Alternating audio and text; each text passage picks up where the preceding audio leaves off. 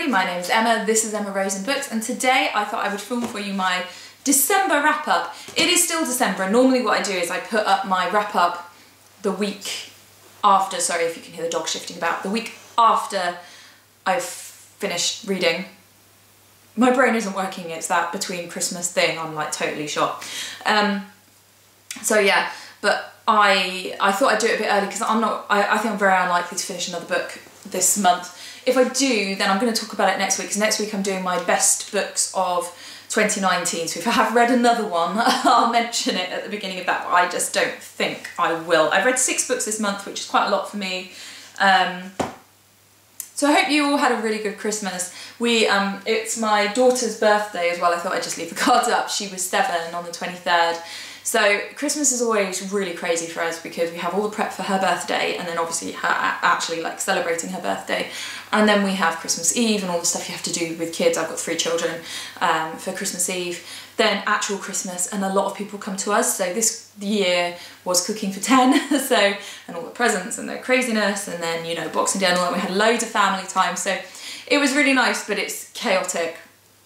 And today, the 27th, my husband's taken the kids out for the day, so I have like cleaned through, because with a house full of people and the unwrapping and the toys and the whatever, the house has been completely crazy. And I mean, the hoovering was like, there's just like stuff everywhere. So I've just finished, which is why it's a little bit dark, because it is 3:05 and it's England, so it's dark. It's actually been a bit dark all day because the weather's rubbish. I mean, those of you who live here and are watching this video will know that if you watch it today when it goes up, fingers crossed if I manage to get this edited and uploaded in time. Who knows? So anyway, yeah, I hope you all had a really nice Christmas. Do tell me below like if you had a good Christmas and like what you got and stuff. I did get some books for Christmas which I will put on my Instagram. I think my brother bought me 6 books, which is really cool. My links to Instagram below. Do follow me over there if you would like to. So yeah, I'm just going to go through the books that I read. Right, I'm going to have a look on Goodreads because it's, you know, dogs.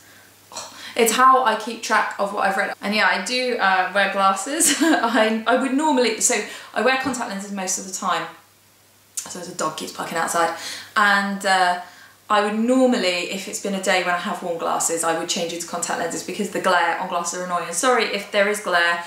My Christmas tree is opposite me, so it's possible the lights on there will be glaring on them. And it'll probably really annoy me in the edit if it is. So, but I've been wearing contact lenses a lot lately and my eyes just feel really, really tired and like I need a break for a couple of days. And today I haven't put them on because I've been cleaning and stuff. So I just thought, you know what, I'm just not going to put them in specially. So there will have to come a time when the internet is aware that I wear glasses. Yeah, so I wear like big proper full-on glasses because if you're gonna wear glasses you may as well like go big or go home. Anyway, books, that's the point here. Right, so the first book I read this month, I read it on audiobook, so I'll put a thing up here because also I don't have a physical copy to show you, was A Short History of Nearly Everything by Bill Bryson. This came out in 2003, well that's what Goodreads says anyway. And I've been meaning to read it for years. It's one of those I've been aware of and just have never got around to reading. And so if you're new to my channel, I have a science degree, I was a science teacher, so I love a bit of science. And so this book, which goes through basically like, it goes through the history of the world, literally like its creation, Bryson probably, no, not that word, it's a formation, I don't know, and then going through history and then going through like the scientists finding out everything and how they found it out and stuff. So some of those I was aware of, but what was nice even in those cases, there were little nuggets of information that I didn't know, which was really cool. So as an example, I knew that Rosalind Franklin didn't get the Nobel Prize for discovering DNA. I didn't realise that was because she was dead, and they don't give Nobel Prizes for posthumously. I thought it was like a feminist thing. So there's that. But yeah, it was very interesting. There were loads of stuff I didn't know, particularly physicsy things, because my physics knowledge isn't as strong as my other knowledge, because I didn't study physics at A-level even. I did a little bit at degree level because I studied marine biology, so we had to learn about like planetary motion and wave formation, and like oceanography, which has a little bit of physics to it, like temperatures and dynamics, and anyway. So yeah, it kind of filled in a bit of knowledge for me, and yeah, I liked it. The only stuff I didn't like, there was like loads of disaster stuff about Yellowstone, and I just hate all that. It makes me really uncomfortable and sweaty. I'm sure that most people are the same, I don't know.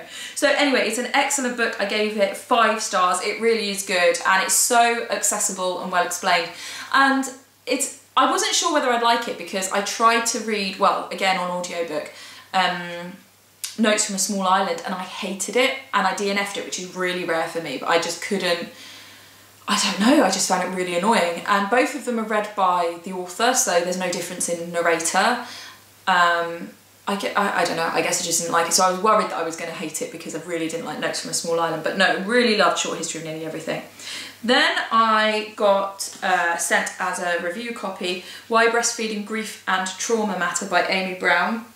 I've reviewed a couple of her books before, including one last month, and so yeah, really grateful for being sent a review copy. Thank you very much to the publishers Pinter and Martin for doing that. I've talked about this series before. They're little wee books, so this is 135 pages long, you know, in small pages. There's not a whole lot in there, which is the beauty of it, because each in the White Matters series, this is number 17, the most recent one, they all give a little snapshot of a particular topic. So if you just want to, and there's so much, they're really dense with information, so if you particularly want to know about something, yeah, they're fab. So there's like one on baby wearing, there's one on starting solids, there's one on breastfeeding, there's all different sorts of things, so yeah, they're excellent. And accessible and really well written. So this one I was particularly interested in because my personal standpoint about breastfeeding is that everybody should have the right to a choice about what they want to do, but what bothers me is so many women feel that they weren't, you know, suffer from, but a lot of women don't get the support that they need, either in order to achieve their breastfeeding goals or to understand and like process what's happened. And so there's too many women that are suffering from breastfeeding grief and trauma unnecessarily, because society and knowledge and all that stuff just isn't set up. So this is a really important little book in bringing awareness to it and explaining it. Obviously that's a large part behind why I wrote Milk, is that I think it's important that people just understand breastfeeding and the support is inherent in society. Anyway, I don't remember bookmarking this, but apparently I have. So let's have a look at what I have written, what I've bookmarked with tiny ripped up pieces of paper in here, and figure out what on earth I have bookmarked. Let me see. So I think here what I was bookmarking is a bit about epigenetics have shown that trauma can be inherited. Imagine a trauma your grandmother experienced while 5 months pregnant with your mother, when the egg that would one day make you was present and already fully formed. Epigenetics is a fascinating part of biology, and yeah, it's also weird to think that because eggs are formed in a fetus, so if somebody is pregnant, their baby already has all the eggs that will produce their children. It's just, yeah. But the idea that the experiences somebody has we don't even fully understand epigenetics, influence then what happens generations on, is interesting and poorly understood. And yeah, so it means that the things that we look at in terms of physical health and mental health have far more reaching implications than our own lifetimes, not just kind of psychologically but potentially also biologically. So yeah, I find that very interesting. What else have we got? Oh, here. So this is the whole reason this book was written, and I love that this is what started it. It was an idle Tuesday afternoon when I first started to think about the concept of breastfeeding trauma seriously. I was procrastinating, networking on Twitter, and reading a thread about the terrible ways in which women are let down when it comes to breastfeeding. I made a number of comments, but one in particular was noticed. I simply posted, I'd go as far as to say that these women are traumatised, and almost immediately up popped a middle-aged white male academic who informed me that I could not use that word when it came to breastfeeding women. I don't know about you, but the one thing guaranteed to push my buttons is being told I cannot do something, especially by someone who I assume had never used his nipples to feed a baby. So I embarked on 3 years of research into the subject to prove him wrong. And I love the fact that this book is a collection of experiences which Amy has analysed to basically produce this, and I love the fact that that was all started basically by somebody on Twitter. It's brilliant. And let's see, and then the last one that I've bookmarked here, she says, women tell me stories like this all the time, of babies who now have dodgy facial hair and mortgages, or even in one case who had just retired. Breastfeeding grief and trauma last. Women hold it with them and carry it around in a world that keeps on letting women down and telling them it doesn't matter. So yeah, the whole thing goes through all these different experiences from women that they've shared, as I say, that as then sort of categorised and made sense of and explained. It just does bring awareness of what people are suffering from, and it gets negated because there's an alternative in formula feeding of it doesn't matter. And it does matter. You can't kind of say, well, it's okay because you've got this alternative. It doesn't matter how that experience that you went through made you feel. It absolutely does matter. And I love the fact that this book brings awareness to that of, how you feel about the experiences that you went through are really important. It's even got a section at the end about how you can help. So looking at things like people writing to their MPs, or looking at like supporting milk donation, or like the Positive Birth Network and all that kind of thing. Like if you feel moved by this book, that you can help. But yes, I hope that the work of this research project that resulted in this book means that women who don't feel okay about their experiences are listened to, and that action is taken to make sure that people are supported through their experiences. Yeah, so very good little book. I gave that 5 stars as well. Definitely would recommend it if that's an area that you are interested in. After that, I read another audiobook. So again, I don't have it, so I'll put a little thingy up here. I read Girl, Woman, Other by Bernardine Evaristo. So this joint won the Booker Prize. I haven't read the Testaments yet, I really need to. And so when I saw that this was available on audiobook, I thought, oh, I'll read that then. And I absolutely loved it. This was 3 5-star books in a row. When it started off, because it focuses on the stories of, I think it's 12 people, but what it does is it jumps between characters a little bit, not lots, but a little bit. It jumps backwards and forwards through time, so you have to kind of establish where you are on people's timelines. And it also jumps between first person and third person even within a story. And so initially I was like, oh, I don't know about this. Couldn't get my head into it. And the first character, Amma, wasn't one of my favourites. And so I just felt at the beginning that I wasn't really properly getting into it and wasn't really invested in it. But obviously knew that there was a lot of hype around it and wanted to try and keep on with it. But as it went on and on, it just got better and better.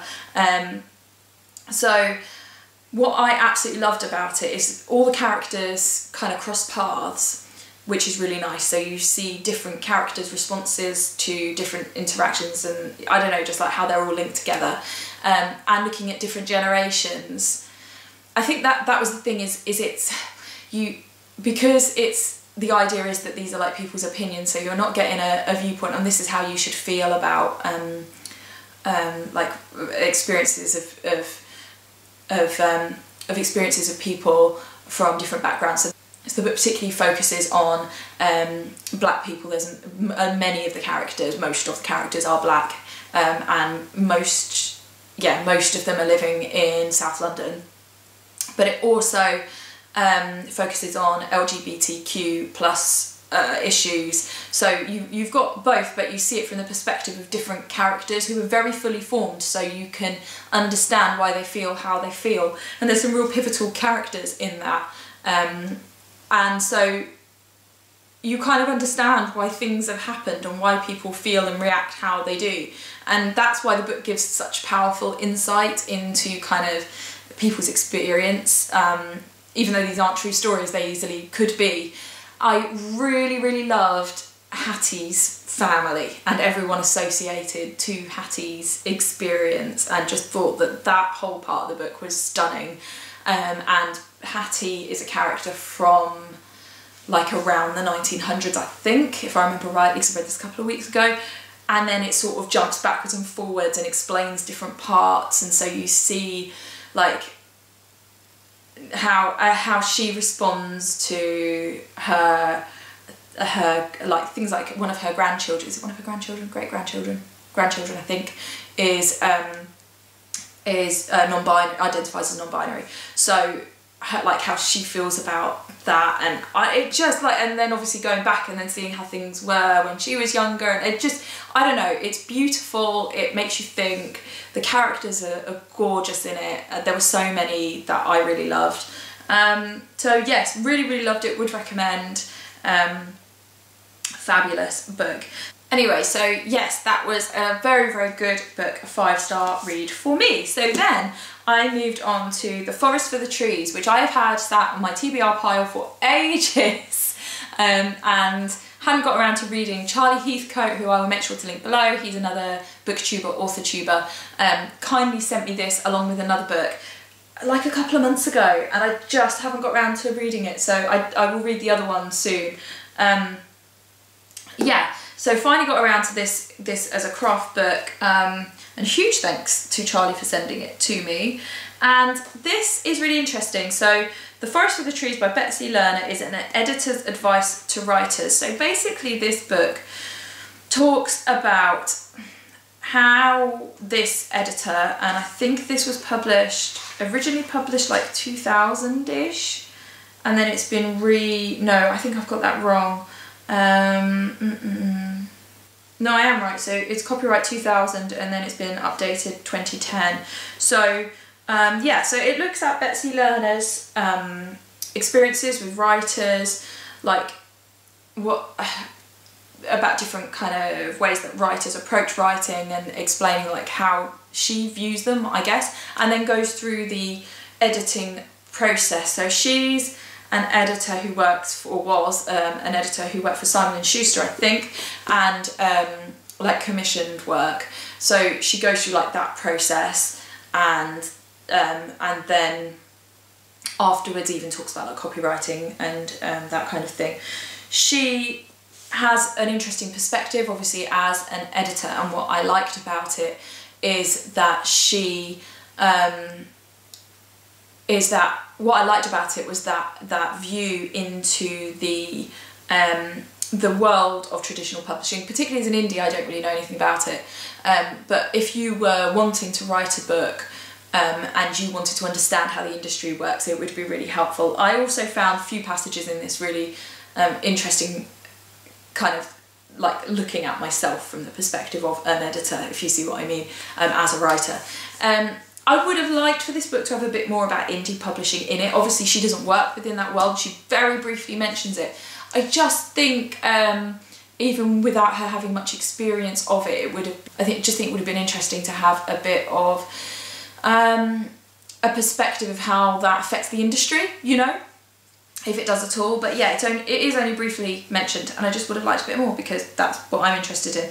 Also, some of the writers she talks about I've never heard of, so, but you know, that's just one of those things, so, because it's a bit name-droppy in parts, and she talks about books by other editors where they've talked about writers that they've worked with to kind of get an editor's perspective, but there are parts of it, obviously I've heard of like Stephen King, or but there are a couple that I'm just like, don't know who we talk about, so when she's like, oh, and obviously they would react like this, and I'm like, I don't know. But it's still an excellent book. It pleases me that it's got, I like its cover, like it's just very matte and pleasing. Anyway, I did bookmark, I have a tendency to just bookmark non-fiction. What have I taken pictures of here and thought that I would like to talk about them? Oh, I think it's this, yes. Whether you write the way Vermeer paints or explode on the canvas like Jackson Pollock, you must make your own impression. Whether you prance down the hall in a cape, run for mayor, pose nude for your book jacket, schmooze every influential writer in the land, hit every club and literary haunt, or just stay home, you will invite as much comment and attention over the long term as the material warrants. And then I've apparently not continued with that particular extract. But I liked the idea of you write the way that you write, and however you are and however your book is just how it is, you know, and because as an ex-teacher, that's how teaching is. You can't be a kind of teacher that you're not. You have to be true to your personality, and I like the fact that writing is the same. There's a chapter entitled The Neurotic, and I definitely identified with parts of this. It says, writers love to worry. By their very nature, they are neurotic. I turned around to my husband and was like, it can't be helped. And they tend to exhibit the gamut of phobic behaviours, from nervous tics and insomnia to fully fledged paranoia and delusional episodes. Some pick their skin, some pull out their hair, or in more extreme cases, cut, burn or scar themselves. Many suffer from allergies, asthma, skin eruptions, rashes.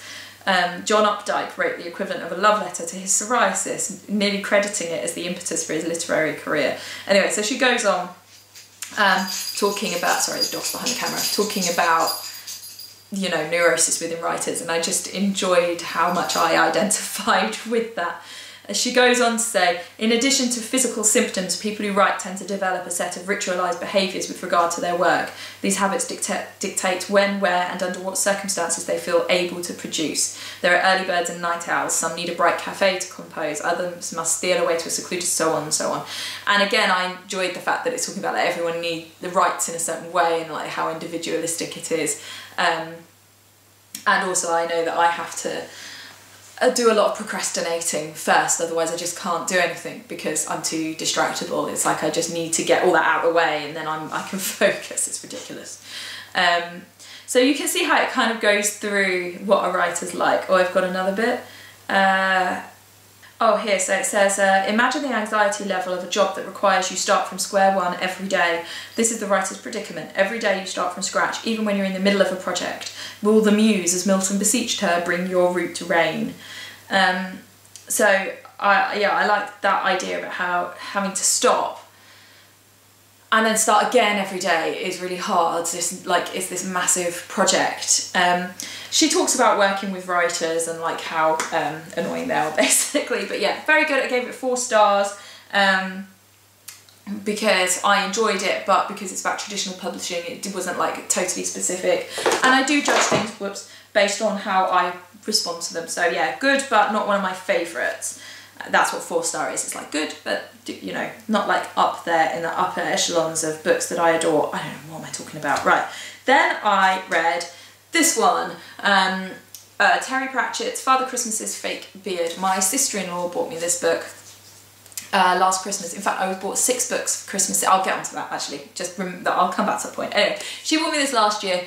I didn't feel like reading it after Christmas, so I saved it for this Christmas. I started reading it just before and I finished it on Christmas Day. It's a really quick read. It's a children's book. There's not many words per page. There's pictures as well. It's illustrated. It's like Quentin Blake. Is it Quentin Blake? I don't know. Anyway, this is a collection of stories, Christmassy stories, published as short stories put together, basically. And yeah, aimed at children, basically. And I'll be interested to know what my son thinks about it, because he did ask to borrow it. But personally, it was all right, but I didn't love it, because I really love Pratchett, and like there's a certain feel I get from a Pratchett book, like a nostalgic feeling from the style, and I didn't get it on this, and none of the stories really like properly made me laugh, or I didn't feel like they were hugely insightful, or like the kind of things I think about Terry Pratchett. There was the one that I liked the best was I think it's Father Christmas Goes to Work at the Zoo. A lot of these stories are based around a fictional village called, I can't even remember. I literally finished this 2 days ago. Blackberry. Yeah, I don't know, it just wasn't like as cutting as I enjoy with Pratchett. So it was alright, it was readable. I think it was too geared towards children for me, so it just wasn't like wry enough or clever enough, if that makes sense. So yeah, alright, didn't love it, and I am a Pratchett fan, so yeah, no, not my favourite. So I gave that 3 stars because it was okay. And then finally, I finished this today. This was a present. See, I said I'd come back to this. My brother bought me, my brother and my sister-in-law, who is the illustrator for Lily the Limpet, by the way, links are below, I wrote some books. They bought me 6 books, which I will put on my Instagram. Have I already said this? I feel like I've already said this, sorry if I'm repeating myself. So if you go over to Instagram, I will put a post up over the next couple of days of what they bought me, but this was one of them. And I was feeling festive, so I thought I would read this. So this is Adam Kay's "'Twas the Night Shift Before Christmas." I read This Is Going to Hurt by Adam Kay earlier this year and really liked it. So yeah, I was glad he bought me this. And so Adam Kay is an ex-junior doctor who in This Is Going to Hurt, if you haven't read it, talks about like the experiences. He works in obstetrics and gynecology, so again within my area of interest because it's about early parenting and stuff. He he kind of writes about the pressures of working in the NHS. So this is like a little mini gift book. It's very short. This took me, you know, like probably an hour, maybe 2 hours at the most to get through. And he goes through, so in This Is Going to Hurt, it's excerpts from his journals over his time being a doctor, and then this is excerpts from his diaries over Christmas time. And I did enjoy it. I like his writing. I like the kind of doctor humour, I suppose, and how it shifts from like funny to emotional and bleak to, or you know, and that picture of just this overworked whole staff, I guess, and like the craziness of working in that environment, and how that must affect you as a person. It has one particularly triggering story in here, just as a bit of a warning about a termination, which I thought was very interesting seeing it from the doctor's point of view. So I really liked it, but I felt like This Is Going to Hurt had a real story arc through it and a real point to it, and it just really did take you on a journey. And with this, less so. This felt more like a collection, I suppose, because it's not, because you've got the different Christmases, so it's like starting through it, I guess. I still really enjoyed it, but where This Is Going to Hurt left me much more affected. And even though there was a couple of little excerpts in it that I didn't like with that book, because it's a bit damning. Sorry, my camera just died because it ran out of memory because this is the longest video ever and I got loads of stuff on this memory card. Anyway, as I was saying, the only thing that I could say critical about the other book is that he's a little bit damning of people who are a bit like hippy dippy and stuff, which is the kind of stuff I'm into, and like home birth and that kind of stuff. But as I've said before on this channel, I do understand his standpoint, so it didn't detract from the book, but I still felt it was important and valuable and an amazing read. So there's that. Yeah, anyway, my point with that was that one was a 5-star read. This one was good, just not quite as good, and I wish it had been, I don't know, a little bit longer. I gave this 4 stars. The other thing is, it ends where he's talking about like his current Christmases, and he talks about buying really annoying presents for his nieces and nephews for Christmas. And I would just like to say, as a public service announcement, as a parent of 3 children, that people who buy annoying presents, i.e. huge presents like those massive cuddly toys, or really noisy, obnoxious toys, it's not funny. And because being a parent is really hardcore, and you're exhausted all the time, and you know, it's, and I know that we've brought it on ourselves, I do understand that, but I think in particular, if you've got a child under 2 at home, if any of your children are under 2, nobody should be allowed to annoy you for fun, because life is hard. In fact, under 4, let's say. After that, you know what, you lighten up a bit and life isn't so bad. But when you've got really young children at home and you are like not sleeping, I mean, I wake up with different people in my bed to who I went to sleep with. and I've generally woken up 3 or 4 times during the night. Because there's just like a lot of kids coming in, kids going, my husband's sleeping elsewhere, whatever. You know, you don't sleep much, your days are really busy, you're ferrying kids around all the time, life is just busy and stressful, and we do not need to be annoyed, it's not funny. So that's, yeah, and Adam K, you're not funny. I mean, the rest of the book is quite funny, but that bit, don't do it to your nieces and nephews, it's not nice. So, but yeah. I enjoyed that, as I say, 4 stars because it was good but not as good as the other one. So there we are, 6 books. I think next I'm going to read The Salt Path by a person. Oh, I can't remember, Shu Rainer, have I made that up? I don't know. Anyway, I think that's the next one I'm going to read. And yeah. My links are below to everything. I hope you did have a really lovely Christmas. Do tell me what you've been reading, what you've been up to at Christmas. Did you get any books at Christmas? Please do tell me in the comments. Have you read anything that I've read? What did you think of it? If you enjoyed this video, please do hit like, and I'd really appreciate it if you are not already subscribed to hit the subscribe button if you would like to watch more videos about reading, about writing, all that kind of bookish stuff. And yeah, have a good new year. And I will see you all soon for my next video. Take care.